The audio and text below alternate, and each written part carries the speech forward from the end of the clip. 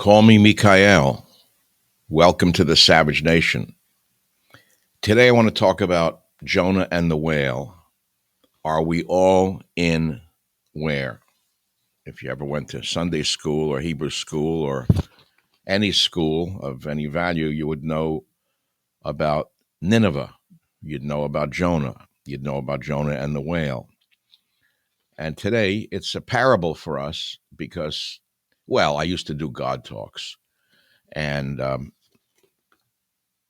decided today to go back to a topic from the Bible. So, the story of Jonah and the whale. Now, there have been many derivations of this in literature and in history. Herman Melville's Moby Dick, for example, is a derivation in some ways of Jonah and the whale. There are many pieces of literature throughout the world and in many languages inspired by this biblical tale and by other biblical stories. I mean, you have to read, even if you read Hemingway, a great American author, perhaps my favorite, you will see many references in his stories to biblical themes. So if you go back to the original Hebrew, to the Bible, you'll see the story of Jonah and the whale. And you'll see, what the hell does it have to do with me today? Well, because you'll see as I discuss this today, as your personal Ishmael, I am Mikhail, not Ishmael, so call me Mikhail. Those of you who know literature know what I'm doing. You'll understand where I'm coming from. So I'm just going to read this, then I'm going to read something else. So let's begin with Nineveh. Nineveh. God told Jonah to go to Nineveh and preach to get them away from the craziness, the evil of Nineveh. Nineveh was in ancient Mesopotamia in what is known as Iraq now. It was so bad in this city that Nineveh removed the noses and ears of their prisoners to mark and maim them for life. Well, we don't do that. And like most Mesopotamian civilizations, their culture was immoral and generally terrifying. Temple prostitution, child sacrifice, abortion, and infanticide. Does it sound familiar? Do you understand why I'm doing this today? Temple prostitution, well, I wouldn't say we have temple prostitution, but we certainly have rampant prostitution in America. In fact, the Muslim who wants to take over New York wants to legalize prostitution, for example. The left has always wanted to legalize prostitution. Child sacrifice, what would you call what the trans people are doing to our children? They're sacrificing first their spirits and minds, and next they will sacrifice them to their own temples of insanity.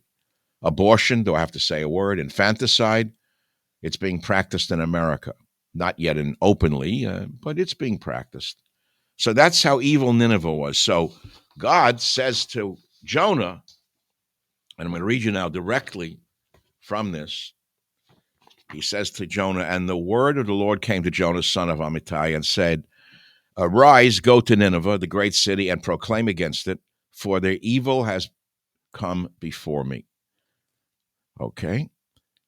And Jonah arose to flee to Tarshish. He didn't want to go to Nineveh from before the Lord. And he went down to Joppa, found a ship going to Tarshish, paid its hire, and went down into it, come with them to Tarshish from before the Lord, because he didn't want to go to Nineveh. He did not want to listen to God. Now the Lord cast a mighty wind into the sea, and there was a mighty tempest on the sea, and the ship threatened to be broken up. And the sailors were frightened, and each one cried out to his God, and they cast the cargo that was in the ship into the sea to lighten it for them. And Jonah went down to the ship's hold, lay down to sleep. And the captain approached him and said to him, why do you sleep? Get up, call out to your God. Perhaps God will think about us and we will not perish.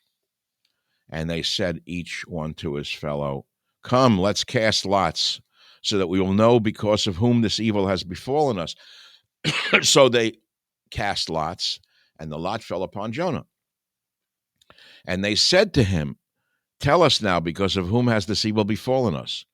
What is your work, and whence do you come from? What is your land, and from what people are you?" And he said to them, "I am a Hebrew, and I fear the Lord God of heaven, who made the sea and the dry land." And the men were very frightened, and they said to him, "What is this that you have done?" For the men knew that he was fleeing from before the Lord, because he had told them.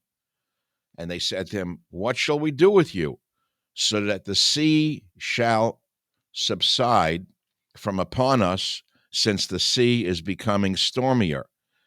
And he said to them, "Pick me up and cast me into the sea, so that the sea may subside from upon you.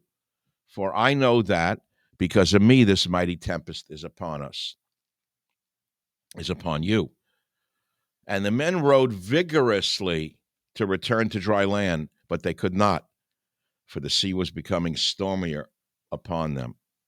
And they called to the Lord and said, "Please, O Lord, let us not perish for the life of this man, and do not place upon us innocent blood. For you, O Lord, as you wish, you have done."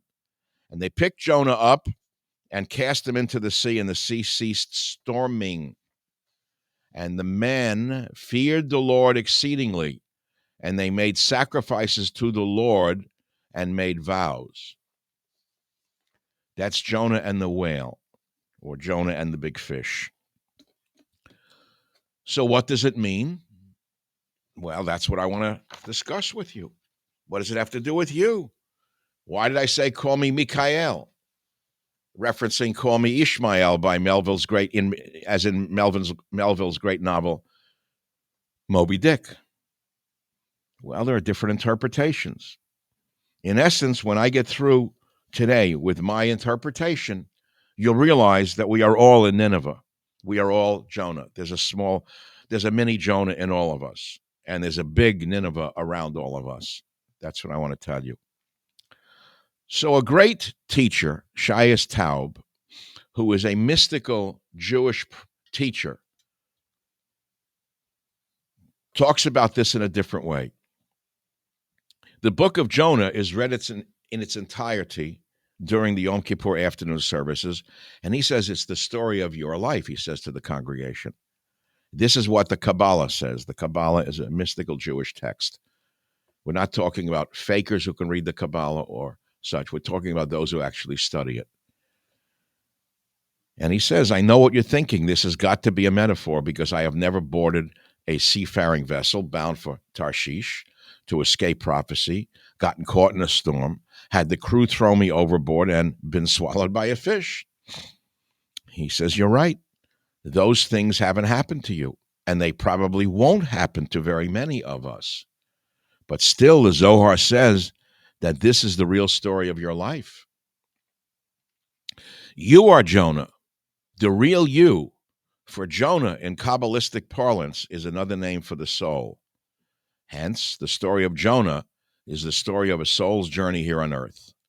And so, on the Jewish holiday of Yom Kippur, as we examine our lives and consider our purpose in this world, we remember the historical Jonah, whose real-life narrative symbolizes our own spiritual journey, or our own spiritual odyssey. Your story begins at birth. The soul from on high is plunged into an earthly body. Before its descent, the soul lived an angel-like existence, basking in a glow of spirituality, intimately bound to its creator. But the soul must leave its home. It is confined to a material vessel. Its senses overwhelmed by the brash stimuli of this world. Jonah the soul boards the ship, which is our body. And where does the ship take its passenger? Away from the presence of God. Indeed, the very name of Jonah, closely related to a Hebrew word meaning aggrieved, alludes to the unique frustration of the soul confined to the body. Did you hear what I just said? The frustration of the soul confined to the body. The soul, Jonah, the hapless passenger, has traveled far away from God. Yet where can one go and be far from the one? Where is that the omnipresent cannot be found? Has the soul, upon entering this course, physical realm, really left God behind? Just as God was with Jonah at the moment of his first prophecy in the Holy Land, so too was God with Jonah as he languished on the high seas.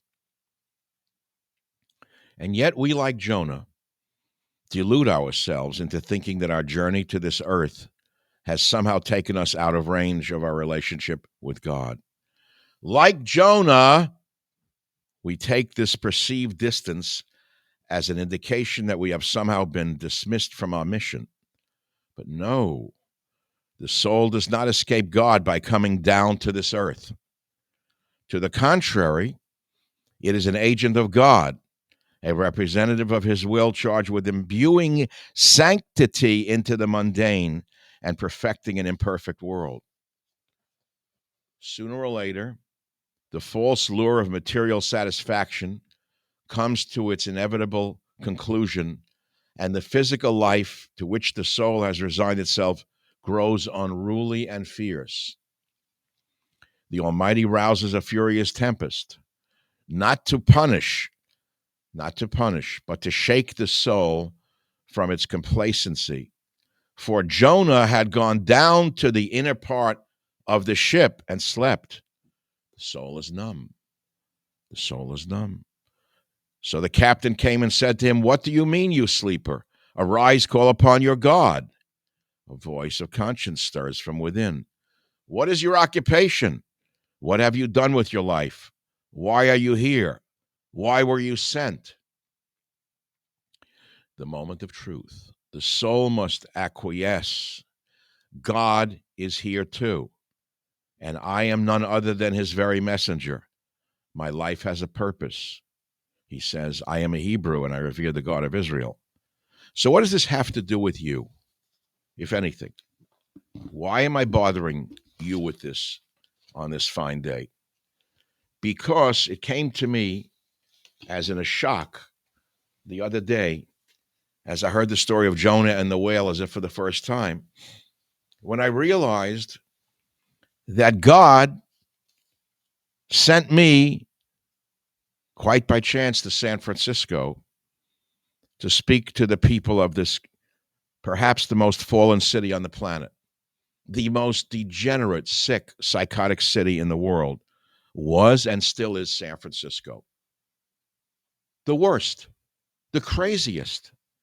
What was I doing here? Why didn't I stay in New York? Why did I first go to Hawaii and live there and work for master's degrees? Why did I then go to Fiji year after year after year collecting medicinal plants? What was I doing in the jungles collecting plants? What was I looking for? Why did God send me there away from my kin, away from the graves of my ancestors? What was I doing in these strange places? Why was I there? Did I just go there for fun? I worked very hard there. What was I doing there? What did God send me there? What does it have to do with you? Where are you living? Well, in essence, in America, if you're listening to me in America, we're all living in Nineveh. All of us live in the city of the nation of Nineveh. All of us are living in Nineveh right now. Look around you. Look around you. Look around you. The corruption, the degeneracy, the pornography, the evil, the violence, the war upon our children. This is the story of our life, not just my life. Nineveh, the story of Nineveh, is our story today. So God cast me out that I might search and find my way to Nineveh. And then he had me haplessly living in Nineveh, San Francisco, for years, struggling. And then the seas opened, the Red Sea parted, as I called out to God one day, and my voice cascaded across the valley and came back to me as I said, "God, Please do not forsake me. Just give me a living. And before long, I found myself on a radio station in San Francisco, and then several radio stations, and then 300 radio stations. And I spoke to the people of Nineveh. There's a bit of Jonah in me, and there's a lot of Nineveh around us. All of us are like Jonah, where we try not to do evil. Every one of you listening to me, you're listening for a reason, is because you yourself are trying to do the right thing. There's a Nineveh in all of us. We're trying not to go there. We don't want to do the things that we know are wrong. So we try to instead lock ourselves onto the right path. That's the whole meaning of today. That's the entire story. Woe to those who call evil good and good evil, who put darkness for light and light for darkness, who put bitter for sweet and sweet for bitter. Woe to those who are wise in their own eyes and clever in their own sight. Woe to those who are heroes at drinking wine and champions at mixing drinks, who acquit the guilty for a bribe, but deny justice to the innocent. Therefore, as tongues of fire lick up straw, and as dry grass sinks down in the flames, so their roots will decay, and their flowers blow away like dust. For they have rejected the law of the Lord Almighty and spurned the word of the Holy One of Israel. Therefore, the Lord's anger burns against his people. His hand is raised, and he strikes them down. The mountains shake, and the dead bodies are like refuse in the streets. Yet for all this, his anger is not turned away. His hand is still upraised. He lifts up a banner for the distant nations. He whistles for those at the end of the earth. Here they come, swiftly and speedily. Not one of them grows tired or stumbles. Not one slumbers or sleeps. Not a belt is loosened at the waist. Not a sandal strap is broken. Their arrows are sharp, and their bows are strung. Their horses' hooves seem like flint. Their chariot wheels like a whirlwind. Their roar is like that of a lion. They roar like young lions. They growl as they seize their prey and carry it off with no one to rescue. In that day, they will roar over it like the roaring of the sea. And if one looks at the land, there is only darkness and distress. Even the sun will be darkened by clouds. This is a powerful biblical piece, emphasis upon the last two lines. There is only darkness and distress. Even the sun will be darkened by clouds. Does that foreshadow a nuclear blast upon our corrupt, degenerate, sick nation and the sick, degenerate nations of Europe? I'll let you figure it out. You think you're not involved in this war with Russia? You are involved with this war with Russia. Is Russia the good guy? No. Are we the good guy? No. Is Ukraine the good guy? No. But if we permit the warmongers who have gotten in the ears and the eyes and the heart and the soul of Donald Trump to continue to whisper in his ears, yes, we can defeat Russia.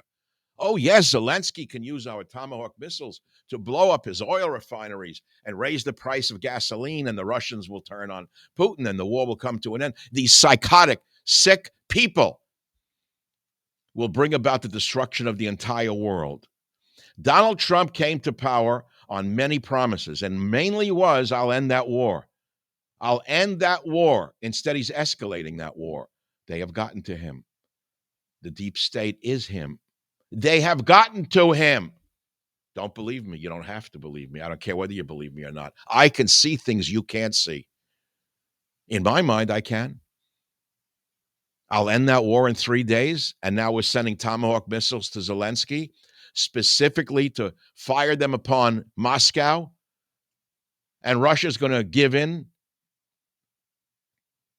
Who is advising him? What fools? What drugs are they on?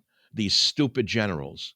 These warmongering, psychotic, military-industrial complex, greedy, evil people. Blessed be the peacemaker, it is said. We elected this president because he said he was a peacemaker.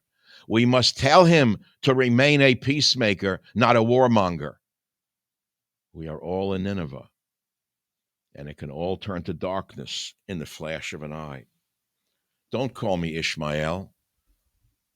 Don't call me Ishmael. Call me Mikael. And that is my story today. I'll give one postscript, a political postscript, which no one is talking about. It's actually, I would say it's shocking to me, but I know the government media complex is so powerful, no matter which side you may think they're all on the same side. So last week we're supposed to applaud that Zelensky has been firing our weapons into Russia, blowing up their oil refineries, thereby reducing the supply of refined products inside Russia. And went, hey, that's great, go Zelensky. And then we wake up the other day, and one of the largest oil refineries in America, in El Segundo in Southern California, is on fire. And I don't mean a small fire, I mean a massive fire. That refinery here in El Segundo provides 20% of all of the refined oil products in California and 50% of the jet fuel. And it's on fire. How did that fire start? They have their own fire department. They're very aware of what fire can do to an oil refinery. How did it start? I don't know. Are there Russian agents in America that set these fires? Oh, that couldn't be. After all, we have the best military and the best FBI in the universe. They couldn't be here, could they? Couldn't be sabotage as it was in World War II when Nazi operatives were committing sabotage in America. It can't happen here. It didn't happen here. Why it can't happen here? Because we are the strongest, most powerful, all-seeing, all-great nation on the planet. We can do no wrong. It can't happen here. Or was it domestic terrorists like Antifa who set that refinery on fire?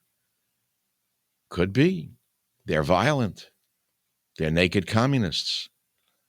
The head of the snake is the ACLU. How stupid is this country that they go after this one in the street, that fat pig in a mask, that idiot they arrest, that one with a club, and they don't arrest the leadership of the ACLU under RICO statutes. It's the ACLU who is constantly undermining everything that Trump is trying to do. Sends in the National Guard, a cockamamie lawyer or judge reads the lawsuit brought by the ACLU and says you can't send the National Guard to Chicago, to Illinois. Lawsuit brought by the ACLU. As I've said for 25 years, the head of the snake is the ACLU. They are the lawyers for Nineveh. They are Nineveh. They are the most evil people on the planet. The ACLU must be broken up under RICO statutes, or this country will not survive. That is my opinion. I've been saying it for 30 years. There is nothing new under the sun, it is said in the Bible. No, there's nothing new under the sun. So, my friends, that's the parable today of Jonah and the whale. Are we all in Nineveh? What are you doing today to stay out of Nineveh? Forget the people around you. Don't lecture them. What are you going to do today to not go to Nineveh? To not to commit the deeds you know you don't want to do? What are you going to do? Just don't go there. Say, no, I'm not going to go to Nineveh. I don't want to go there today. I don't like it. I've been there. Boring. I've seen it before. I don't want to be there again. Been there, done that. Bye. It's not that hard. Do something else.